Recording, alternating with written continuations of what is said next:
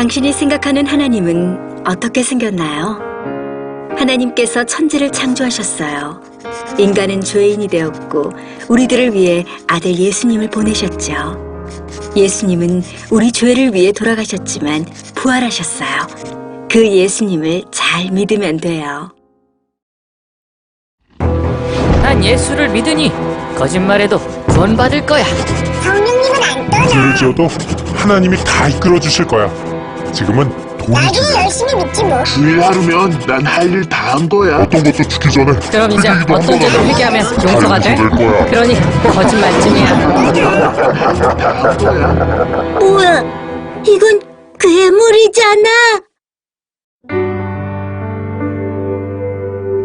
하나님께서 우리에게 주신 성경만이 하나님을 제대로 그릴 수 있습니다. 반갑습니다. 이거 없어도 될 것 같은데요? 괜찮아요? 있어야 돼요? 네.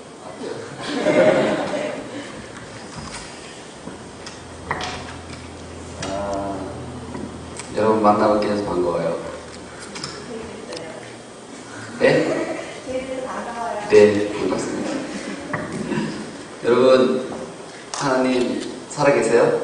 네. 믿어요? 진짜요? 어떻게 믿어요? 하나님 봤어요? 근데 어떻게 믿어요? 엄마 아빠가 있다고 하니까? 네? 어떻게 하나님 살아계신 거 알아요? 알아요. 어려운 질문인 거 알아요. 대답하지 않으셔도 돼요. 네. 저한테 시간이 얼마나 있죠? 제가 저희들은 보통 3시 반에 예배를 마치거든요. 네. 그렇게 따지면 40분 있습니다. 네, 알겠습니다. 보통 제가 두 가지가 있는데 하나는 간증을 잠깐 나누는 게 있고 하나는 그냥 질문하고 대답하는 게 있어요. 저는 개인적으로는 질문하고 대답하는 걸 되게 좋아해요. 왜냐하면 제가 운동을 했기 때문에 제가 하나님을 경험하고 하나님을 만나고 느꼈던 것들에 대해서 처음부터 끝까지 아주 그 하나님의 그 선하심을 정확하게 전달할 수 있는 능력이 없어요. 왜냐하면 운동을 했기 때문에. 여러분 보통 아시겠지만 운동선수들 어떻죠? 무식하고 단순해요. 그런 말 많이 하죠. 네. 제가 어렸을 때 그런 얘기 되게 싫어했어요. 그런 편견들 제가 제 자신을 보니까 계속 유지하셔도 돼요. 운동선수들은 무식하고 단순하다. 맞아요. 무식하고 단순해요. 그래서 저는 운동을 했기 때문에 인터뷰는 많이 해봤어요. 그 질문을 하면 짧게 대답하는 거는 좋아하는데 처음부터 어떤 얘기를 정확하게 전달하는 능력은 떨어져요. 그래서 저는 개인적으로 간증 별로 안 좋아해요. 그리고 간증은 되게 이렇게 일방적이고 또 대화하는 것은 쌍방향이기 때문에 그런 것들이 좀 더 효과가 있는 것 같아서. 근데 어떻게 해요? 간증할까요? 아니면 그냥 질문할까요? 네? 둘 다요? 네, 그럼 짧게 아까 제가 여기 오기 전에 제가 발걸음을 움직이게 된 이유가 뭐냐면 저를 이곳에 불러주신 목사님께서 저에게 이런 말씀을 하셨어요. 꿈의 교회는 앞으로 청년들이 또 친구들이 선교사님이 될 사람들이다. 그래서 선교사님의 텃밭과 같은 곳이다. 그래서 제가 깜짝 놀랐어요. 아니 그런 학교가 우리나라에 존재했는가. 어렸을 때부터 선교사로 키우기 위해서 그렇게 소가 넘어간 친구들이 정말 있는가 라는 생각이 제가 궁금했어요. 근데 아까 제가 아버지라는 찬양 다 같이 하는 거 보면서 그 가사 기억하죠? 네, 험한 산도 괜찮소, 바다 끝이라도 괜찮소. 되게 감동받았어요. 정말로 갈 것 같다는 생각이 들어서. 저는 어렸을 때 기독교를 되게 싫어했어요. 왜냐면 기독교가 되게 비논리적이라고 생각했어요. 제가 크리스찬들을 봤을 때 그 사람들은 어떤 사람들이었냐면 이미 이 사람들은 이 세상에 있는 수많은 종교 중에서 기독교라는 것에 세뇌당한 사람들이에요. 브레인워시 당한 사람들이에요. 그래서 이 사람들은 자신들이 기독교라는 종교에 세뇌당했음에도 불구하고 자신들은 세뇌당한지 모르는 사람들, 불쌍한 사람들이죠. 그래서 제가 기독교를 보니까 왜 제가 기독교를 상당히 싫어했었냐면 기독교인들은 서로 사랑하라고 얘기하는데 자신들이 서로 사랑하지 않아요. 서로 용서하라고 얘기하면서 자신들이 서로 용서하지 않아요. 제가 그걸 보면서 저 사람들 되게 이상하다. 자기 입으로 사랑하라고 얘기하면서 사랑하지 않고 용서하라고 얘기하면서 용서하지 않고 또 거기에다가 하나님을 이야기하는 거예요. 그러니까 그렇지 않아도 믿을 수 없었는데 그 말을 듣고는 교회 다니는 사람들, 하나님을 믿는 크리스찬들이 하는 행동들, 언행과 행동이 다른, 말과 행동이 다른 것들을 보면서 더욱더 하나님이 살아계시지 않는다고 확신했어요. 그리고 그때쯤에 친구들이 저에게 계속해서 이제 하나님이 살아계시다, 하나님 믿어라 라고 얘기를 했었는데 그때 제가 친구들한테 막 수도 없이 많은 질문했죠. 하나님이 정말 살아계시면 이미 인간이 모든 걸 다 알고 계셨을 텐데 선악과를 왜 만드셨는가? 선악과를 만드시고 따먹을 것도 알고 계셨을 텐데 따먹고 인간을 하여금 죄에 빠지게 만드시고 거기서 벗어날 수 없게 힘든 가운데 살게 하시려고 하나님은 선악과를 만드셨는가? 왜 하나님 선악과를 만드셨는가? 우리를 그렇게 사랑하신다면서. 또 하나가 뭐냐면 우리나라 기독교의 역사는 150년도 안 됐는데 130여 년밖에 안 됐는데 하나님을 믿기 전에 조선시대 사람들은 아예 하나님을 모르고 죽었는데 그 사람들은 천국 가는가 지옥 가는가. 공룡은 과학자들이 얘기하는 수억만 년의 역사를 갖고 있는데 기독교 역사는 5,000년이에요. 기독교 역사의 5,000년을 공룡은 어떻게 담아냈습니까? 또 사람들은 정말 공평하다고 생각하시는 하나님이 살아계시는데 그렇게 공평하신 하나님께서 어떤 사람은 악한데 잘 살고 편안하게 살고 어떤 사람은 정말 선하게 사는데 너무나 비참한 삶을 살아요. 공평하신 하나님이 정말 계시다면 왜 이 세상은 이렇게 불공평하게 이루어지는가? 이런 질문들을 막 던졌어요. 웬만한 애들 질문 못했어요. 대답 못하면 제가 너는 이런 것도 대답 못하면서 어떻게 나한테 하나님 믿으라고 얘기하냐 라고 얘기했고 간혹 가다가요 대답하는 애가 있어요. 제가 좀 깜짝 놀랄 정도로.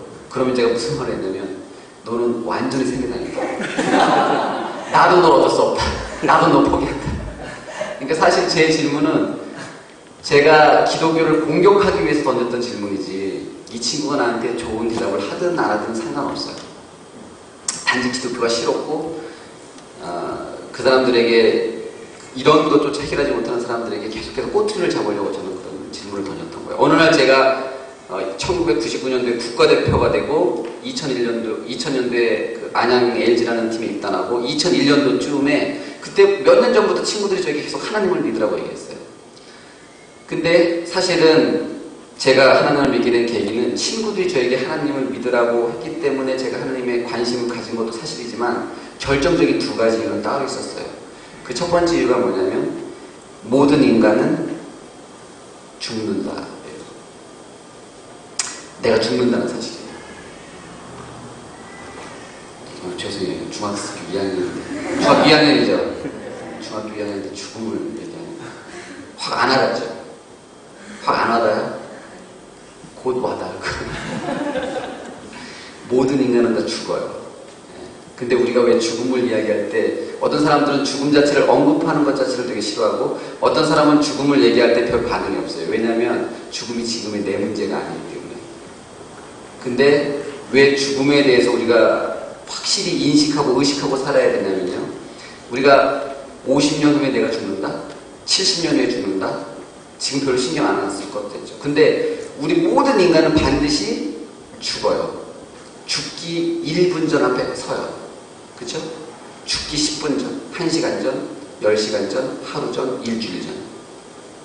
단지 우리가 언제 죽을지 모르기 때문에 죽음에 대해 생각하지 않는 거예요. 하지만 우리는 반드시 죽기 1시간 전 앞에 서요. 왜냐면 우리 반드시 죽을 거니까. 그때 나는 무엇을 할 것인가? 그때 나는 무슨 생각을 해야 될 것인가? 라는 것이 제가 가진 첫 번째 고민이었어요. 나는 분명히 죽는데 죽은 이후에 누군가가 뭔가 있다라고 얘기하는 거예요. 없으면 다행인데 만약에 뭔가 있다면 그 0.1%라도 뭔가 있다면 나는 어떻게 될 것인가? 이 문제가 해결이 되지 않았어요. 이것 때문에 제가 죽은 이후에 과연 무언가 있는가 없는가? 이 문제가 저에게 항상 고민이었고 또 하나는 뭐냐면 과연 제가 하나님이라고 생각했을 때 하나님은 과학적으로 설명할 수 없는 분이에요. 영적인 분이에요. 도저히 믿어지지가 않았어요. 그런데 갑자기 제가 어느 순간 과연 귀신이 있는가? 라는 생각을 했습니다. 귀신도 과학적으로 설명할 수 없는 영적인 존재잖아요. 제가 하나님이 살아계신가라고 생각했을 때는 전혀 믿음이 안 나는데 과연 똑같은 과학적으로 설명할 수 없는 영적인 존재인 귀신이 있을까라고 생각했을 때는 이거는 있을 수도 있겠다는 생각이 들었어요. 왜냐면 나는 못 봤지만 너무나 많은 사람들이 귀신을 봤다고 얘기하고 체험했다고 얘기하니까 심지어 저희 아버지도 언젠가 저에게 귀신을 체험했다는 것에 대해서 얘기한 적이 있었거든요. 그때 제가 처음으로 확인하고 싶어졌어요. 정말 하나님이 이 땅을 창조하시고 정말 사실 여기서 우리가 사실은 제정신을 갖고 사는 우리들이 하나님이 계시다는 거예요. 이 땅을 창조하셨다는 거예요. 이거 로버트 태권도에서 보는 얘기지 현실적인 얘기는 아니잖아요. 그렇죠? 비현실적인 일이잖아요. 의식이 있는 사람이라면 하나님이 살아계시다라는 것에 동의할 수 있을까요? 정말 정상적인 사람이면 동의 못하죠. 제가 지극히 정상적인 사람이었어요. 그래서 저는 동의할 수 없었어요. 그때 제가 하나님께 이런 질문을 드렸어요. 하나님, 나는 당신을 도저히 믿을 수 없습니다. 왜냐하면 당신의 존재하고 저의 존재가 무슨 관계가 있습니까? 도대체 당신하고 나 사이에 어떤 관계가 있는지 난 그 이유를 찾지 못하겠고, 첫 번째는. 두 번째는 정말 당신이 살아계시다고 믿는 사람들의 행동을 보니까 더 당신이 안 계신 것 같습니다. 아마 저 사람들이 없었다면 내가 당신이 있을 수도 있겠다는 생각했는데 믿는 사람들을 보니까 당신이 더 없는 것 같습니다. 그러면 내가 당신을 어떻게 믿습니까? 당신이 정말 이 땅을 창조하셨고 나를 이곳에 보내셨고 나를 사랑하셨고 나를 위해서 당신의 아들 죽이시고 또 부활시키셨다면 그때 제 앞에 컵이 하나 있었어요. 그래서 제가 주님께 어떤 질문을 드렸냐면 주님 이 컵을 잠깐 이렇게 띄웠다 잠깐 나오세요. 이렇게 뭐 여기까지 아니어도 여기서 살짝 이렇게만 놨다 띄면은 제가 당신이 살아계신 걸 믿고 나도 당연히 정말 하나님 살아계시고 천국과 지옥을 나누신다면 당연히 하나님 믿고 천국 가고 싶죠. 저도 당연히. 근데 당신이 살아계신 걸 못 믿으니까. 아니면 제 앞에 잠깐 나타나셨다가 사라져 보시면 제가 당신을 믿겠습니다. 라고 그렇게 질문드렸어요. 그렇게 제가 한 일주일 정도 질문을 드렸는데 컵이 띄어지거나 하나님이 나타나다 사라지지는 않으셨어요. 그런데 제가 그때쯤에 또 다른 질문 하나를 던졌어요. 주님, 정말 당신이 살아계시면 이렇게 의심이 많은데 나 도저히 당신을 못 믿겠는데 내 마음을 한번 바꿔봐달라고. 한번 바꿔보시라고, 이 마음을. 난 도저히 당신을 못 믿겠는데. 제가 그런 기도를 드리고 나서 어느 순간부터 제 마음이 바뀌는 걸 느꼈어요. 그리고 하나님이 있을 수도 있겠다는 생각 때문에 성경 공부를 시작했고 그때 제가 처음으로 너무나 깜짝 놀랐어요. 그때 제가 처음으로 내가 생각하는 것이 전부가 아니다라는 생각을 했어요. 그때 제가 하나님을 만나고 나서 너무나 깜짝 놀랐는데 하나님이 정말 살아계신 거예요. 그때 제가 하나님을 믿고 나서 하나님께서 저에게 처음으로 하셨던 말씀이 뭐냐면 이거였어요. 나는 언제나 너 주위에 있었는데 너가 나를 믿지 않았기 때문에 나를 볼 수 없었다. 그랬어요. 역설적이게도 제가 하나님을 보여주십시오. 그럼 내가 당신을 믿겠습니다. 라고 했을 때는 저는 하나님을 볼 수 없었어요. 수년 동안. 근데 하나님을 믿게 되니까 그때 하나님이 보이기 시작했어요. 그게 제가 하나님을 만난 첫 번째였어요. 그때 이후에 이제 닭이 멀저냐 달걀이 먼저냐의 제 오랜 고민. 잠자리에 누울 때면 스스로에게 던졌던 그 질문, 닭이 먼저냐 달걀이 먼저냐의 그 해답을 찾는 순간이었어요. 그렇게 제가 하나님을 믿고 2002년도가 2001년도에 한 몇 달 정도 지났을 때 그때 제가 이제 하나님을 살아계신 걸 확인했기 때문에 그때부터 저는 만나는 사람마다 이제 하나님 얘기를 막 하고 싶은 거예요. 정말 하나님이 살아계신다고. 나도 정말 아닌 줄 알았는데 이거 진짜라고. 내가 확인했다고. 라고 이제 막 얘기하고 다녔어요. 제가 그때 안양 LG 팀하고 이란에 전주를 가서 호텔에 묵고 있을 때였는데 그때 이제 제가 그 다른 룸에 이제 호텔 방에 제가 치료를 받으러 가고 있었어요. 치료를 막 받고 있는데 치료하는 그 형이 저에게 또 하나님에 대해서 물어보는 거예요. 그때 제가 하나님 믿은 지 몇 달 안 됐기 때문에 잘 몰랐지만 막 하나님의 이야기를 좀 해주기 시작했어요. 막 하고 있는데 그때 형들이, 선배 형들이 들어왔어요. 그때 제가 막내였으니까. 선배 형이 들어와서 저한테 뭐라고 얘기하냐면, 야, 너는 이제 하나님 믿은 지 몇 달 되지도 않은 놈이 네가 뭘 얼마나 안다고 그렇게 하나님 얘기를 여기저기 하고 다니냐. 네가 그렇게 잘하냐. 그리고 하나님을 믿으려면 너만 열심히 믿지. 왜 이렇게 잘난 체 하냐. 다른 사람에게도 하나님 믿으라고 얘기하냐. 그냥 너만 열심히 믿어라. 티내지 말고. 이런 얘기를 하는 거예요. 그래서 그 자리에서 웃고 넘기고 제 호텔방에 돌아오면서 제 마음속에 그 복도에서 한 20-30m 되는 복도에서 제 스스로 어떤 생각이 들었냐면 이런 생각이 들었어요. 아, 그래, 맞다. 내가 왜 이제 하나님 믿은 지 얼마 되지도 않았는데 하나님 잘 믿는 척 했지?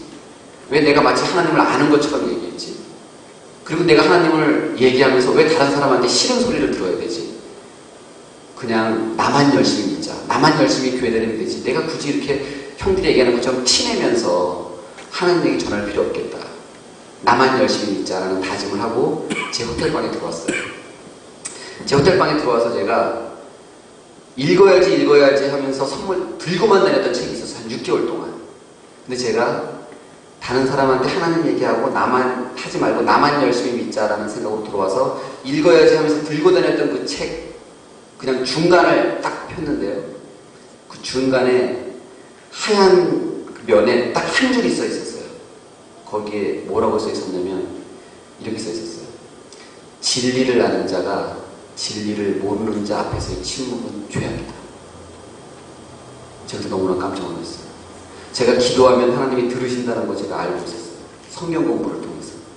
하나님이 언제나 내 머리털까지 세시고 저를 감찰하고 계시다는 거 알고 있었어요. 그런데 정말 하나님이 제 생각을 읽고 말씀하시는 거였어요. 진리를 모르는 자가, 진리를 아는 자가 진리를 모르는 자 앞에서 침묵은 죄였다. 그때부터 제가 어느 순간 어떤 자리에 가면 아, 하나님 얘기 해야 되나 말아야 되나 고민될 때가 있어요. 그때마다 저는 그 말씀이 떠올라요. 진리를 아는 자가 진리를 모르는 자 앞에서 침묵은 죄였다. 그리고 저는 그때 하나님에 대해서 당당하게 얘기할 수 있는 기회가 되는 것 같아요. 더 재미있는 거는 제가 며칠 지나서 다시 이제 그 책에서 그 말씀을 찾아보려고 찾았는데 그 책에는 그 말씀이 없어요. 그 책에는 아예 한 줄, 하얀 백지에 한 줄 돼 있는 면 자체가 없었어요. 그래서 저는 아직도 왜 그런 일이 났는지 알지 못해요. 2002년 월드컵이 끝난 다음에 제가 한 가지만 더 간증할게요. 뭐 많지만 우리에게 주어진 시간 40분밖에 없기 때문에 한 가지만 더 할게요. 2002년 월드컵이 끝난 다음에 제가 항상 하나님께 새벽 기도를 드렸어요. 그 새벽 기도 제목이 뭐였냐면 하나님, 저는 유럽에서 축구하고 싶습니다 라는 기도를 드렸어요. 근데 당시 그때 여러분 아시겠지만 제 신체 조건이나 여러 가지 제 능력이나 봤을 때 저는 유럽에서 뛸 수 있는 선수는 아니에요. 그리고 그때 당시 10년 전까지만 하더라도 유럽에서 축구를 하는 선수들은 다 공격수예요. 그것도 한두 명이었어요. 그때 안정환 선수, 설기현 선수 2명만이 유럽에서 경기를 뛰었을 때고, 그것도 이쪽 변방이 아주 그냥 안 좋은 팀에서 그것도 막 대단하게 느낄 때였어요. 그리고 수비수가 유럽에 나간다는 거는 이건 말이 안 되는 거예요. 근데 저는 그때 월드컵이 끝난 직후에 제가 6개월 동안 하나님께 새벽 기도를 했어요. 하나님, 저 부족한 거 알고 능력 없는 거 아는데 저 정말 유럽에서 축구 하고 싶습니다. 유럽에 보내주십시오 라는 기도를 6개월 동안 매일 하고 있었어요. 근데 제가 2002년 11월 24일 날 세 번째 주일 예배 때 제가 온누리교회에서, 보통 우리가 새벽 기도를 하고 그냥 잊어버리잖아요. 하루 종일 새벽 기도한 거 막 생각하지 않잖아요. 새벽 기도하고 그날도 잊어버렸어요. 그리고 그냥 앞에 가서 주일날 평소 예배를 드리는데, 예배 전에 이렇게 찬양을 드리는데 갑자기 제 마음속에서 갑자기 뜨거워지면서 하나님께서 뭐라고 말씀하시냐면, 물론 뭐 눈물이 갑자기 이유는 알 수 없어요. 갑자기 제 마음이 뜨거워지면서 눈물이 나면서 하나님께서 제 마음속에 뭐라고 말씀해 주셨냐면 이렇게 말씀하시는 거예요. 갑자기 내가 너를 유럽에 보내주겠다. 너무 깜짝 놀랐죠.